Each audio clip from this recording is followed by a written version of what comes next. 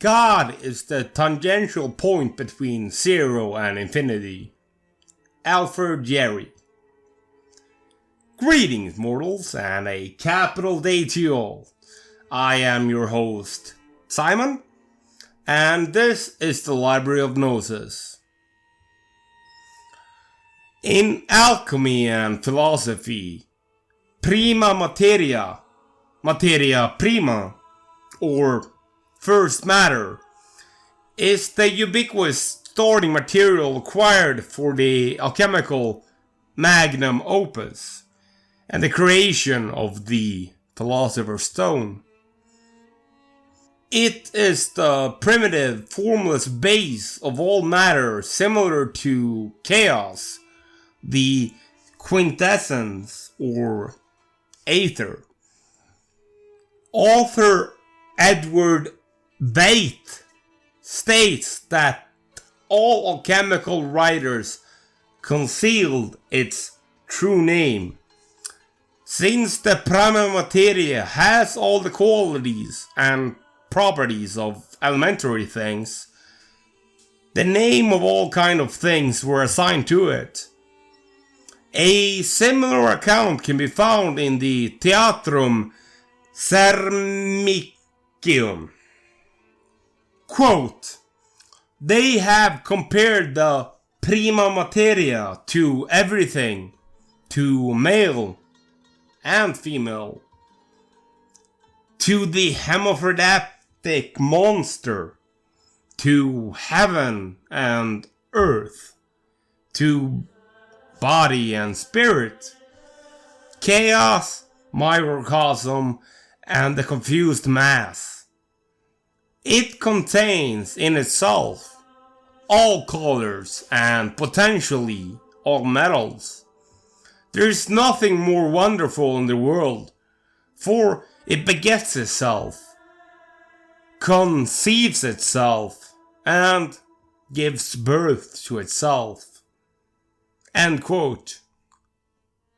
Martin Ruland the Younger lists more than 50 synonyms for the Prima Materia in his 1612 alchemical dictionary. His text includes justifications for the names and comparison.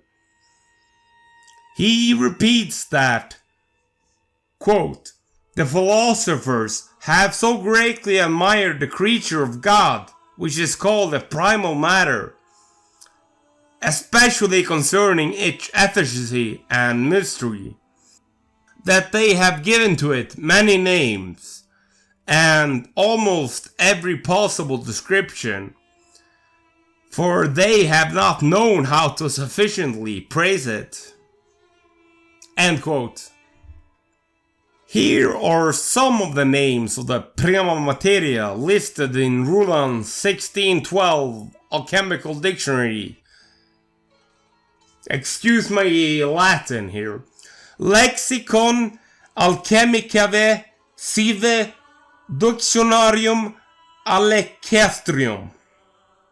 And here are the names: microcosm, water of life, permanent water, poison, medicine, sulfur of nature, the serpent, feels familiar, the dragon, the soul, and heaven of the elements, the matter of all forms, the rainbow, heart of the sun, healer,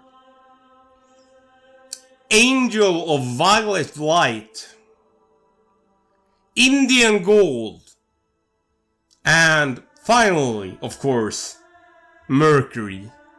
The wings of Mercury elevate us to the world of gods. Samuel Aun Vior. Here is the painting of Michael Myers' Atlanta Figurines 1617 alchemical emblem depicting the omnipresence of the philosophical matter. Quote, "The stone that is Mercury is cast upon the earth, exalted on mountains, resides in the air, and is nourished in waters. The cubes represent the Prima Materia." The opening statement I used implies that God is the point of convergence between the potential zero and the actual infinity. This tangential point is where the infinite possibilities of zero intersect with the infinite actualities of infinity.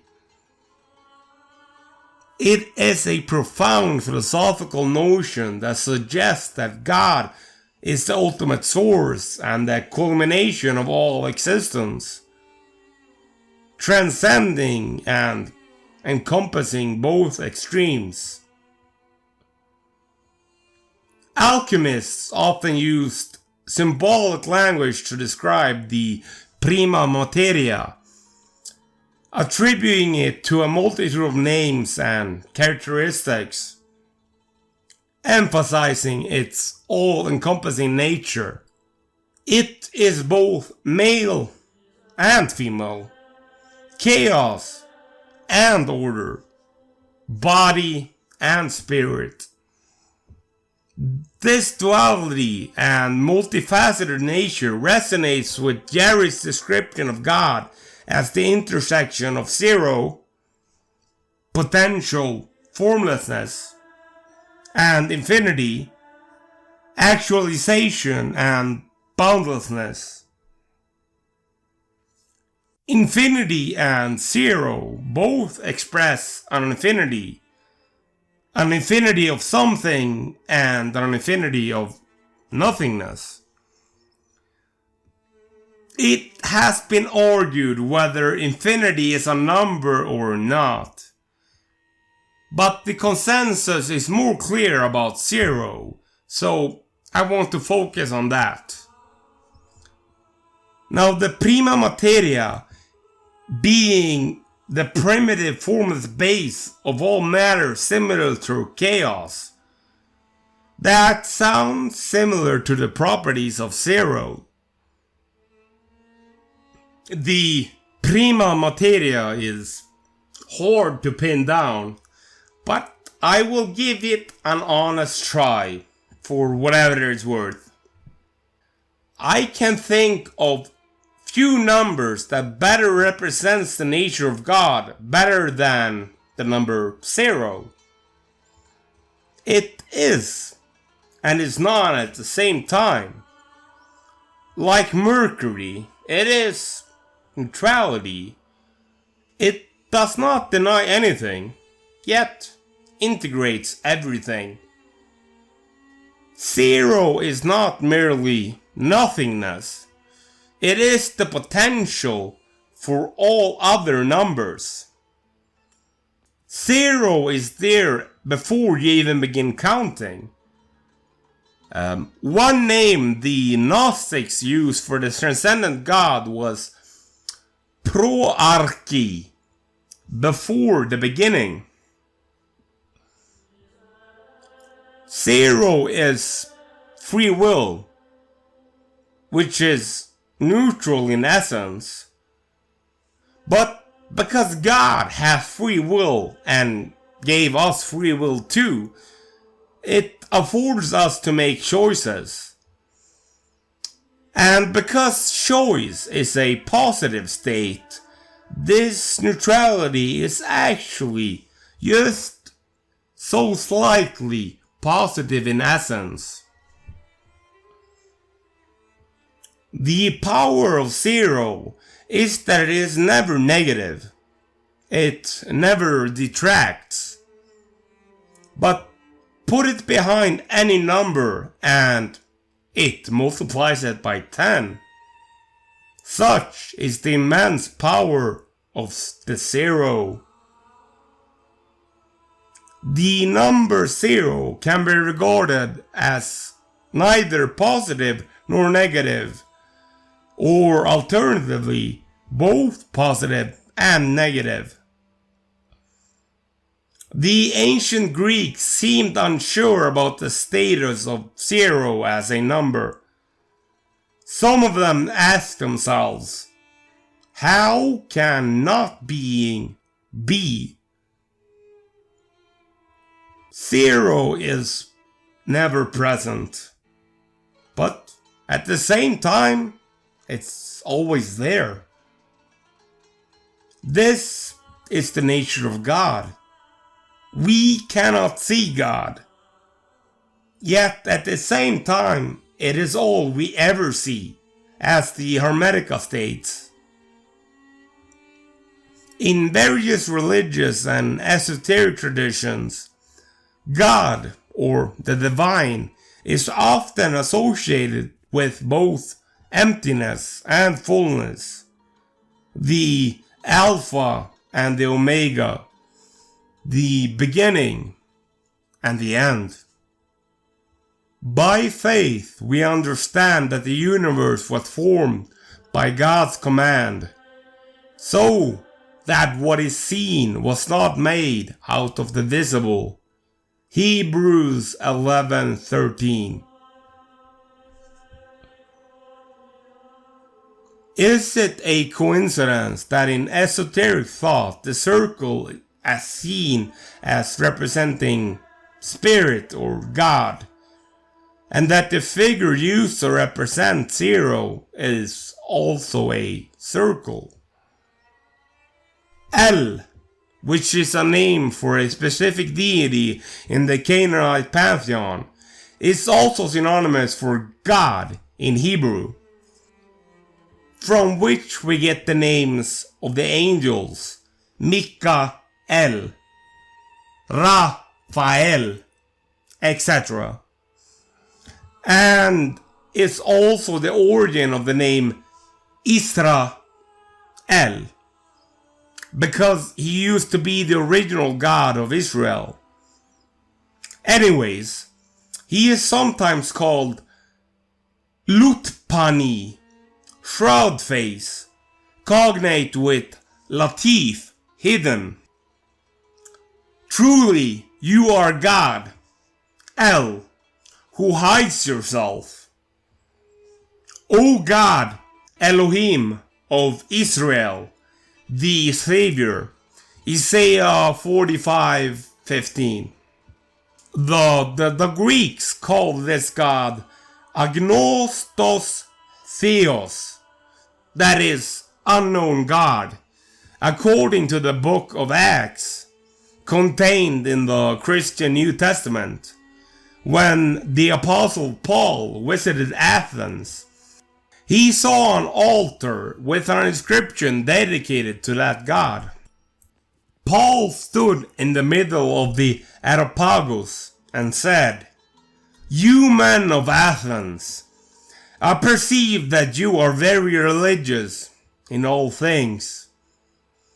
For as I passed along and observed the objects of your worship, I found also an altar with the inscription, 'To an unknown God.' What therefore you worship in ignorance, this I announce to you. The God who made the world and all things in it, He, being Lord of heaven and earth, does not dwell in temples made with hands, neither is He served by men's hands, as though He needed anything, seeing He Himself gives to all life and breath and all things. He made from one's blood every nation of men to dwell on all the surface of the earth, having determined appointed seasons and the boundaries of their dwellings, that they should seek the Lord, if perhaps they might reach out for him and find him, though he is not far from each one of us. For in him we live and move and have our being. As some of our poets have said, for we are also his offspring. End quote. Acts 17:22. The monad is a monarchy with nothing above it. It is he who exists as God and Father of everything, the invisible one who is above everything, who exists as incorruption, which is in the pure light into which no eye can look. He is the invisible spirit, of whom it is not right to think of him as a god or something similar. For he is more than a god, since there is nothing above him, for no one lords him over. He does not exist in something inferior to him, since everything exists in him. For it is he who established himself. He is eternal, since he does not need anything. For he is total perfection. The Apocryphon of John. I have been writing down some insights I think I've had about the nature and essence of neutrality and how it can be applied to our own thinking. But I will cover this in a later video. If you made it this far, I want to thank you for watching. Please share the video if you found it valuable, and also please check out my Patreon. I will see you in the next one, mortals.